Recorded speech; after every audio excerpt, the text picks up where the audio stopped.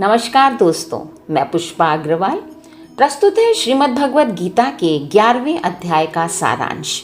इस अध्याय में श्री कृष्ण ने अर्जुन को अपने विराट स्वरूप के दर्शन करवाए हैं। अर्जुन ने कहा, हे भगवान, मैं आपके ज्ञान, तेज, ऐश्वर्य, शक्ति और बल युक्त विभिन्न रूपों को प्रत्यक्ष देखना चाहता हूँ। हे केशव, कृपा करके आप अपने अविनाशी स्वरूप के दर्शन कराइए।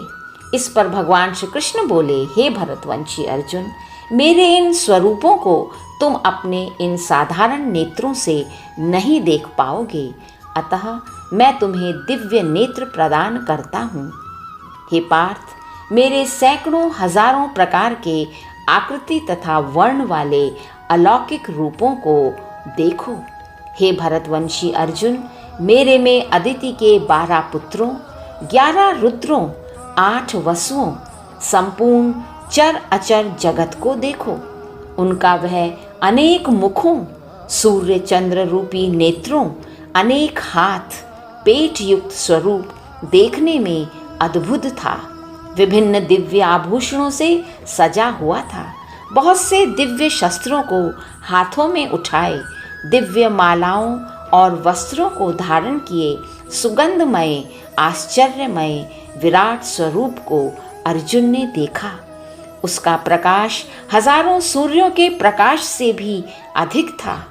अर्जुन ने अत्यंत श्रद्धा भक्ति से युक्त होकर श्री भगवान को प्रणाम करते हुए कहा, हे जगदीश्वर, मैं आपके शरीर में संपूर्ण देवों को, कमल के आसन पर बैठे श्री ब्रह्मा को, महादेव व दिव्य सर्पों को तथा सभी ऋषियों को देखता हूँ।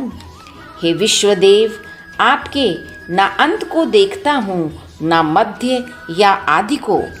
हे पुरुषोत्तम, आप ही परम अक्षर, परम ब्रह्म, परमात्मा, अविनाशी सनातन पुरुष हैं। हे महात्मन, ये स्वर्ग और पृथ्वी के बीच का संपूर्ण आकाश आपसे ही परिपूर्ण है। सभी देवताओं के समूह आपकी स्तुति करते हुए हाथ जोड़े भयभीत आप में ही प्रवेश करते देख रहा हूँ। मुझे धृतराष्ट्र के सभी पुत्र, भीष्म, द्रोण, कर्ण, राजाओं के समूह तथा हमारे पक्ष के सभी प्रधान योद्धा, शूरवीर आपके विकराल दाढ़ों वाले भयानक दांतों के बीच पिसे हुए दिखाई दे रहे हैं। ये सभी बड़े वेग से आपके मुख में जा रहे हैं। इस पर श्री कृष्ण भगवान बोले, हे अर्जुन, मैं ही महाकाल हूँ। तुम्हारे युद्ध ना करने पर भी इन सभी योद्धाओं का मेरे द्वारा मारे जाना निश्चित है। इसलिए अर्जुन, तुम युद्ध करो, शत्रुओं को मारकर यश और सुख प्राप्त करो। निसंदेह तुम इस युद्ध में जीतोगे। अर्जुन श्री कृष्ण की बात सुनकर कांपता हुआ नमस्कार करके बोला, हे भगवान, आप ही सच्चिदानंद घन परम ब्रह्म हैं। हे देवों के देव, आपको बारंबार नमस्कार, हजारों बार नमस्कार है। हे भगवान, आप मेरे सब अपराधों को क्षमा कीजिए। अतः आप प्रसन्न होकर कृपया अपने शंख, चक्र, गदा और कमल लिए हुए चतुर्भुज रूप का मुझे दर्शन दीजिए। मैं भय से कांप रहा हूँ।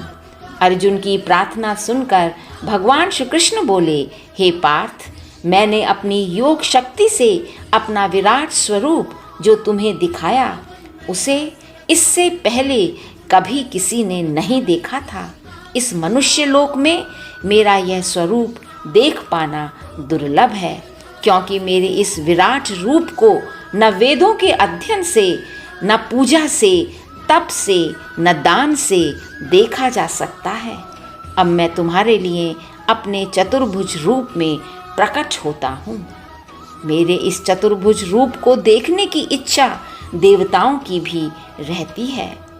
हे श्रेष्ठ पुरुष अर्जुन, जो सदैव मेरे परायण है, मेरी भक्ति में निमग्न है, निष्काम भाव से मेरे नाम, गुण और प्रभाव का स्मरण करता है, वह अनन्य भक्ति वाला मनुष्य ही मुझे प्राप्त कर पाता है। ये था गीता के 11वें अध्याय का सारांश। नमस्कार। जय श्री कृष्णा।